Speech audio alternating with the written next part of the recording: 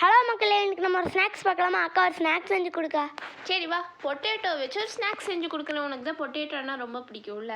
தேவையான இன்க்ரீடியன்ட்ஸ் பார்க்கலாம். பொட்டேட்டோ எடுத்து வச்சுருக்கேன், cornflour, chilli powder, pepper, salt இதெல்லாமே நான் வந்து எடுத்து வச்சுருக்கேன். இப்போ வந்து பொட்டேட்டோவை வந்து நம்ம வேக வைக்கணும்.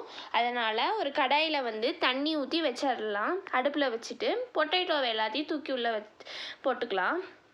வேக வைக்கிறதுக்காக பொட்டேட்டோ எல்லாம் உள்ளே தூக்கி போட்டுட்டு ஸ்டவ்வை ஆன் பண்ணிக்கலாம். ஆன் பண்ணோன்னே நீங்கள் வந்து 2 டேபிள் ஸ்பூன் வந்து சால்ட்டு போடுங்க.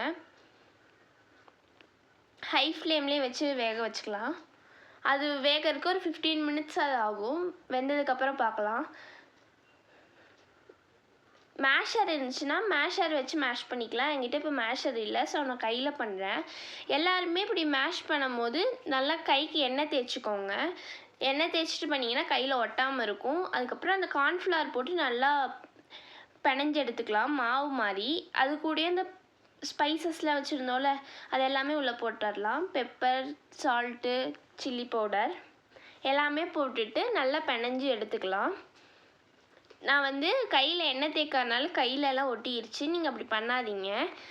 அப்புறம் உருண்டை பிடிச்சி எடுத்துக்கலாம். நீங்கள் சின்ன சின்ன பால்ஸாகவே உருண்டை பிடிச்சிங்கன்னா தான் சாப்பிட்றதுக்கு நல்லாயிருக்கும். இதே தான் சீஸை வந்து உள்ளே வச்சு பண்ணிங்கன்னா சீஸ் பால்ஸ் மாதிரி நல்லாயிருக்கும். அதுவும் அதை நான் இன்னொரு வீடியோ கன்ஃபார்ம் போடுறேன். இந்த மாதிரி சைஸுக்கு பால் உருண்டை பிடிச்சி எடுத்துக்கோங்க. இப்போ வந்து நம்மளோட பால்ஸ் ரெடி. தம்பி வா, டேஸ்ட் பண்ணிப்பாரு. பார்க்கவே டெம்ப்டிங்காக இருக்குக்கா. டக்குன்னு லைக் பண்ணுங்க.